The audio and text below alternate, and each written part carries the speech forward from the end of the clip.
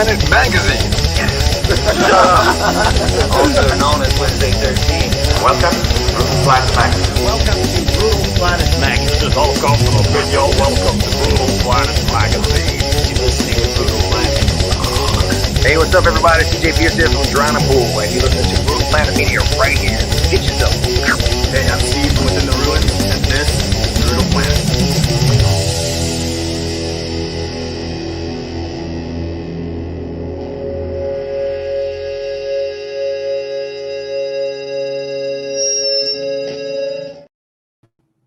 Greetings, Brutal Planet. We're live today with Derek Engemann of the band SCOUR. Am I saying your last name right?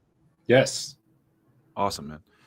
So, long story short, for people who don't know in our audience, SCOUR is Phil Anselmo's band. But to listen to the record, like if I didn't know it was Phil Anselmo's band, I would not know. It doesn't sound anything like Pantera or any of the stuff that Phil Anselmo's done previously.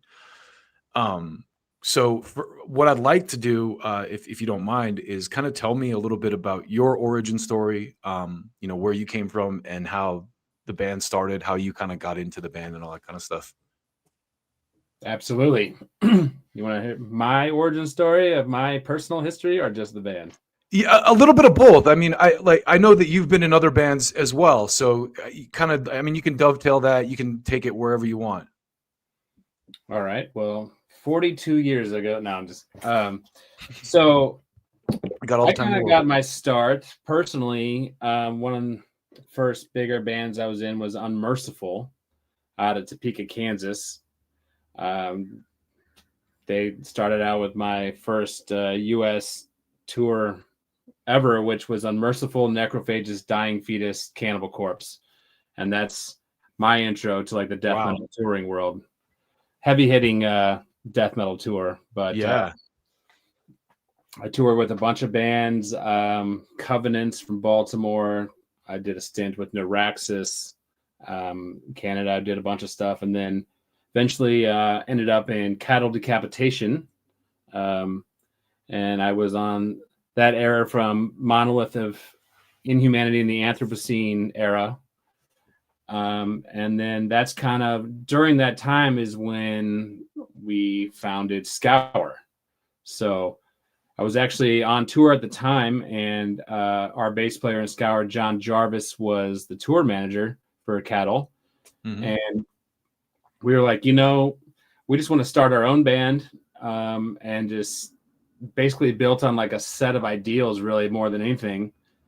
And I had a couple of songs that I had written that didn't really fit the Cattle style and, lean more towards like the black metal stuff. Mm-hmm. And I showed it to John. He was all about it. And I was like, well, let's just start a band. And then we started putting, band members together, had different drummer, different guitar player at the time in mind. But when it came for a vocalist, we were thinking like, who's probably the best front man that we could get for this? And Phil Anselmo was the obvious choice. So we just sent him a couple songs and just asked if he'd be into it. And he said he could kill it. So we told him he was in, and that's where it started. And since then, we recruited Adam Jarvis and Mark Kleppel from Misery Index. So we're all old school hometown St. Louis guys. Okay. And so for us coming together and jamming, we've been doing that for 25 years or whatever.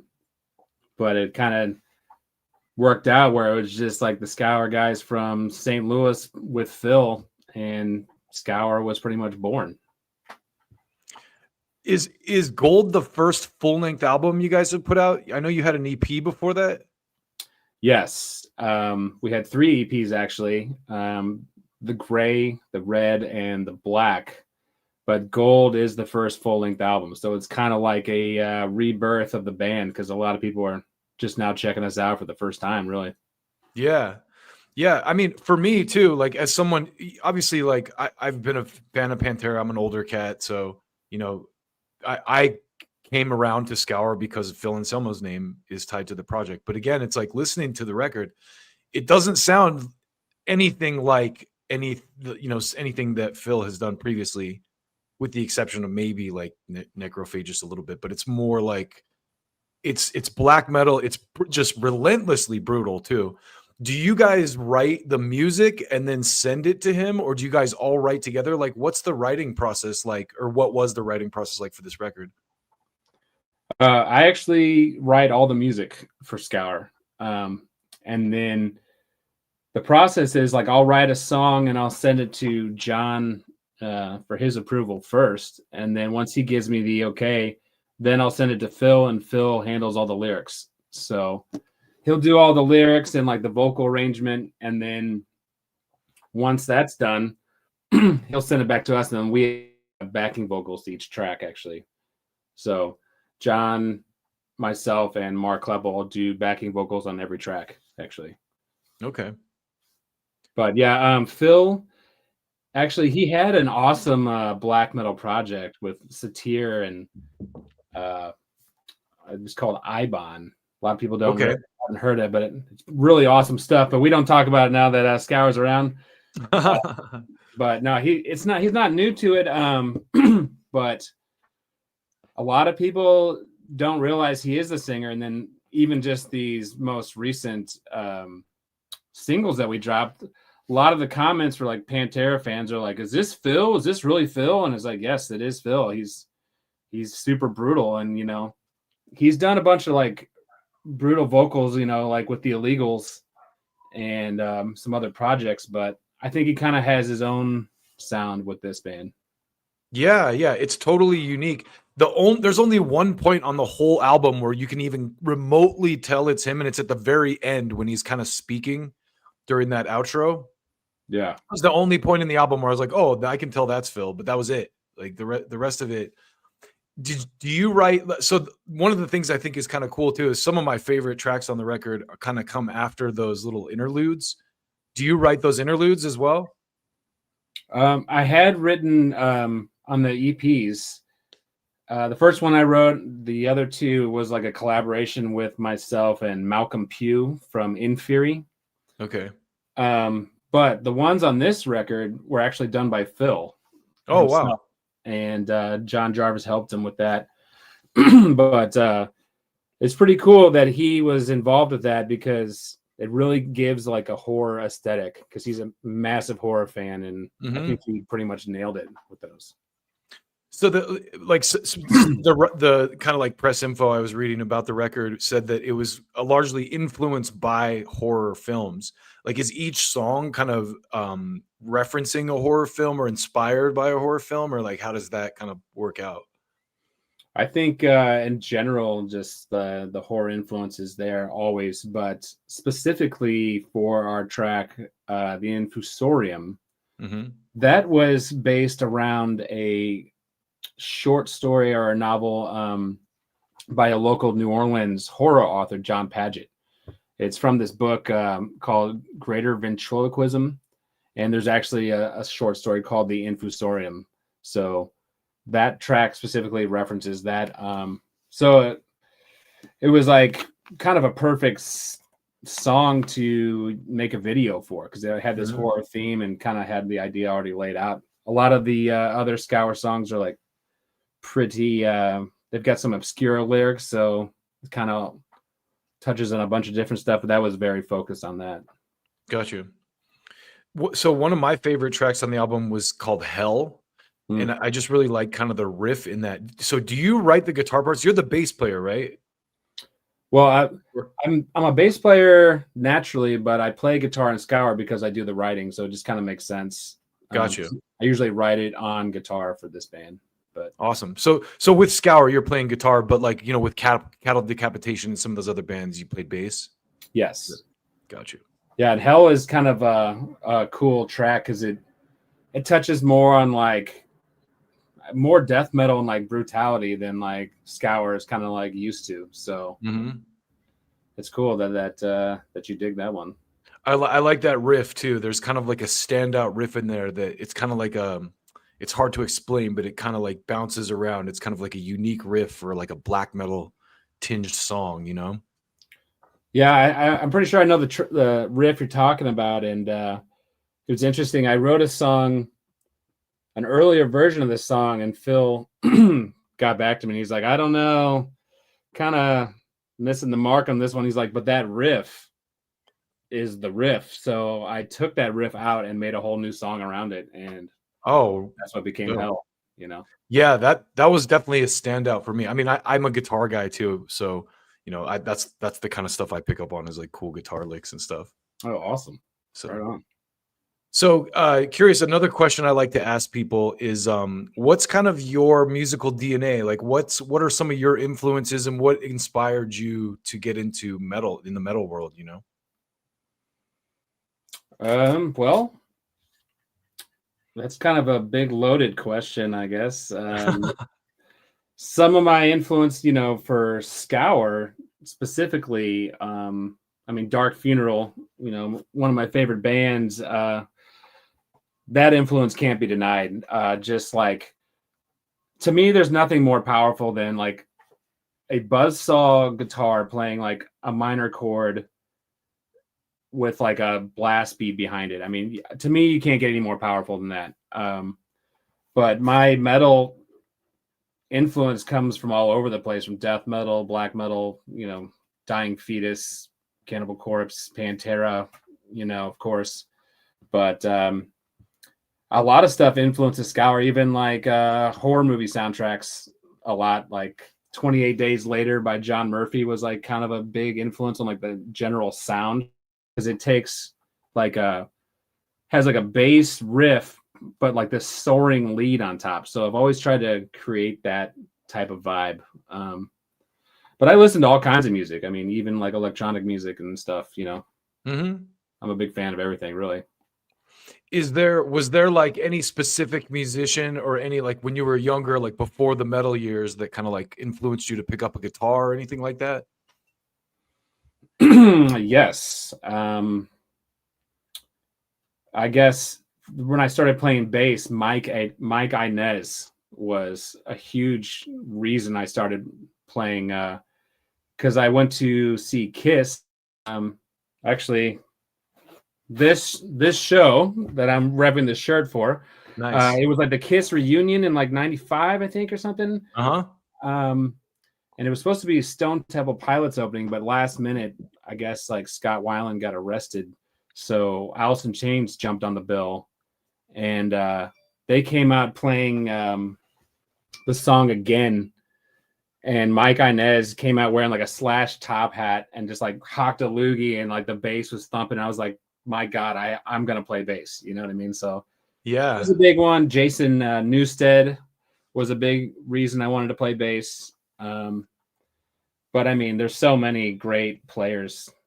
You know, Steve DiGiorgio is a big favorite of mine. Alex Webster, Stanley Clark, if you want to go down like the bass thing. Zach Pastorius, of course. But yeah. Hard playing, I have to give it up for Lord Ahriman. I mean, his style is just like what I want to play on guitar, really.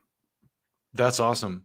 Yeah, DiGiorgio is a guy that I don't think gets enough credit. Like, it's cool that you brought his name up. I was listening to Death this morning. Oh, awesome. You know, my favorite work from him is from Wintersorg. Okay. If you ever listened to that, but no. I think the album is Visions from the Spiral Generator. His bass work on that is phenomenal. I mean, it's some of my favorite stuff, and I had a chance to meet him at the Tuska Fest in Finland, and I was like, you got to tell me about Wintersorg. And he's like, wow, nobody asked me about that. And I was like, I want to know everything about it, you know. So he's a big influence for sure. That's awesome. Yeah, and he still plays a lot. Like, I forgot the band I talked to recently that he had done a bunch of work with. I think it was Testament, actually, now that I think about it. Testament. He did the latest Megadeth record too. Oh, wow. Actually, he used a pick for a lot of it, which is what not a legend. What a legend. Oh, absolutely. Like the Sadist records that he's on too are just phenomenal. I think Dragon Lord is another one. But yeah, he's definitely the man. So big shout out to Steve. Yeah, it's cool to see too. I've noticed there is kind of like a little bit more focus on bass guitar in metal these days. Have you heard that band Job for a Cowboy? Oh yes, of course. Yeah, I toured with them a couple times. With yeah, Cal. that guy Nick Shinzelis, he is doing some really killer stuff on their new record. Oh, dude, Nick is bass. a monster, and I just saw him at the NAMM conference this weekend, and we were thrown down. But yeah, Nick he's a monster player and a monster dude. You know, he's just a great guy all around. That's awesome that you guys are kind of like peers and stuff, like know each other and stuff like that. He told me that he got recently was gifted Ryan from Mudvayne's bass that he used on LD50, and I was just like, oh wow. I mean, that's a piece of history to me as far as bass playing goes. And so he owns that bass now, that Warwick Thumb. Wow, that's something we talked about when because I interviewed him last year around when they were doing press for the JFAC album, and we talked about Ryan from Mudvayne, and he was saying, you know, before him he had never really heard bass in a metal context like that. Totally, yeah. Standout instrument, and I couldn't agree more. I used to listen to that record all the time for little bass inspo before I would, record an album. But yeah, Nick is an incredible player, and he's like friends with all like the best bass players out there. It's pretty wild. Yeah, well, it's cool. It's cool that bass is kind of getting its just, it's due these days in the metal world anyway, because it's always been kind of buried. I feel like it's always been taking a backseat to the guitar, and we need for sure. I think Alex Webster has had a hand in that, bringing it out. Yeah. And honestly, his tone too plays a part in that, because instead of just being buried in the mix, Alex Webster's got his mids cranked all the way, so you can like sits right in that pocket. Yeah, and that, like, I remember bass players I knew back in the day would always cite Hammer Smash Face as like the stuff that he's doing. The riffs that he's doing on that song are just so uncommon for a bass player. Yeah, no doubt. I mean, he's a legend for all the right reasons. So what do you guys have planned for the year as far as live shows go? I know that you're doing some festivals. Are you guys going to be doing any tour dates outside of festivals, or do you have any big plans for live stuff this year? We are going to be playing at the Milwaukee Metal Fest. We are on the Sunday. I think Down plays on Friday, and Nest, of course. Mm-hmm. We do have a couple offers in the works for later in the year. It's just a matter if we can make it happen. I mean, Phil's got a crazy schedule with Pantera this year, and Pig Destroy and Misery Index, they have a pretty hefty schedule too. So we're just going to fit in where we get in, but the offers are there if we can make it work. Yeah, that's awesome. You guys have such a killer lineup. Pig Destroyer is another band I don't think gets enough credit for just, man, that last record they put out, Head Cage, I think. Oh yeah. My God, I love that thing. Yeah, super brutal. So we got a couple more minutes with you. What I guess is there any, do you guys get a lot of crap? Like it's interesting because like the Phil dynamic, it's like I heard about you guys because of the Phil dynamic, but there's really not any kind of Pantera. I mean, there's Pantera influence to some degree, but it doesn't sound anything like Pantera or anything like that. Do you guys ever run into, people that are giving you crap about that whole dynamic, the Pantera Phil dynamic? Yeah. I mean, if you read the comments on our, which we don't do ever, but we take a look at the comments on the Infusorium video on YouTube.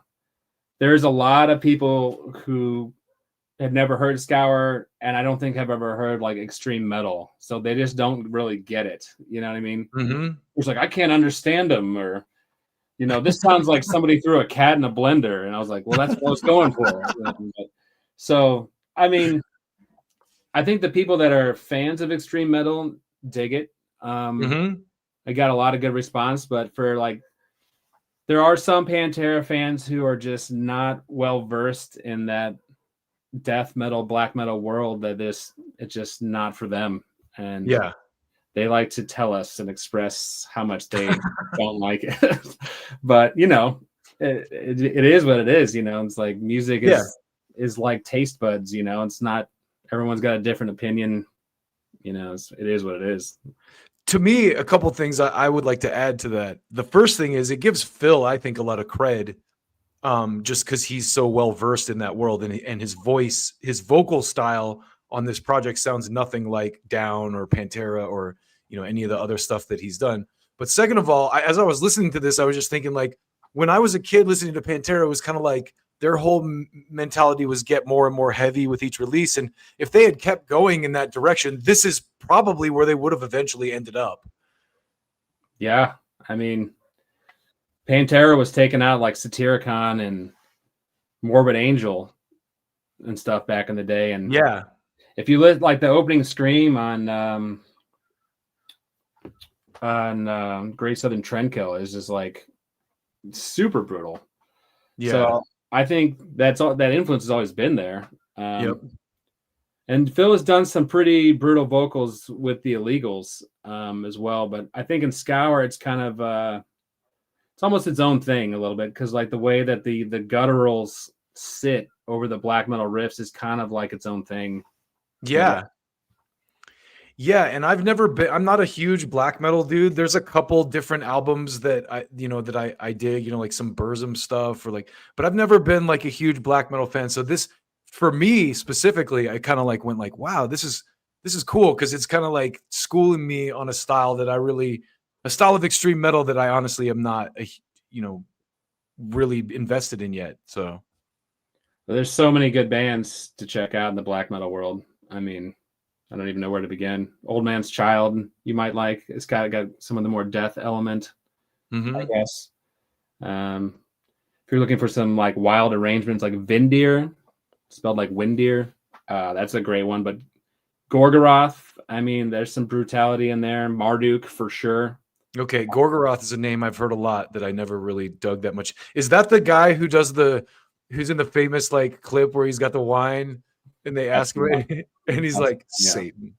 Yeah, that's the one. Yeah. Yes. Yeah, I have to get into that. My buddy in this band Glory Hole Guillotine actually took the best photo with him ever. He's like decked out in kind of like new school, like deathcore gear, like all colorful stuff. And he's like standing next to Gorgoroth, who's just like super serious. Like it's like the best photo I've ever seen.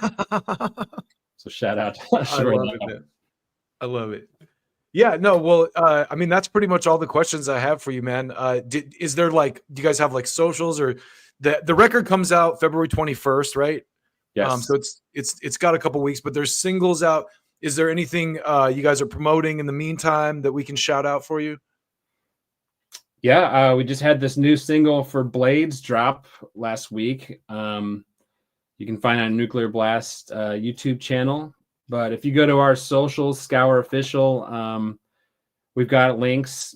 You can buy the album at Housecore Records in the US, and then Nuclear Blast pretty much everywhere else. You could pre-order it. I mean, it'd be a big help. We actually have gold cassettes that we're releasing that have 24 karat gold in the cassette. So, oh wow, little collector's item for you. Yeah, the record is great, man. Honestly, I listened to it a couple times in its entirety. I really like the way the like little instrumentals kind of break up the brutality, like give you like a before you get hit again with more of the intense shit. But again, man, I really appreciate it. It brought me into a genre that like I said, I haven't really like dabbled that much in. So it might have opened some doors for me personally anyway. But even if you're not a fan of Pantera, people out there should check it out, just for the sheer musicality of it, man. I think so. I agree with you. Well, that's awesome though, if we're opening doors for like to check out black metal bands and stuff. I mean, it's like an honor, really.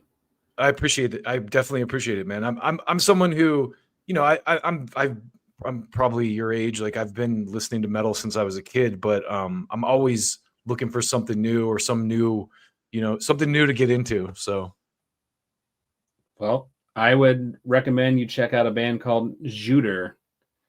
How do you spell that? think it's TSJUDER. Okay.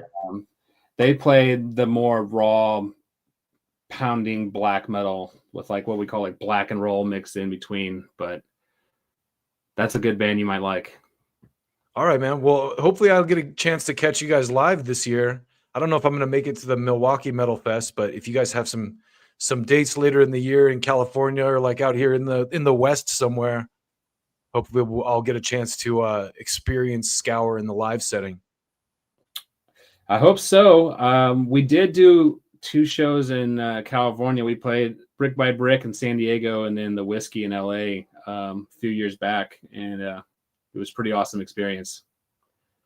Well, we actually took a boat ride while they were in town with the Greasy Strangler on the boat with us. So, oh, nice. It was a wild time.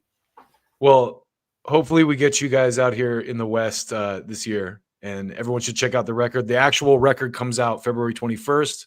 Check out the singles, follow the socials. It's SCOUR Official. And Derek, man, come back through and talk to me again when you got something new to promote. Yeah, man. Anytime, dude. Thanks for having me. Yeah, appreciate your time, man. And with that, we're going to take off. Keep it brutal, y'all. Till next time. My man.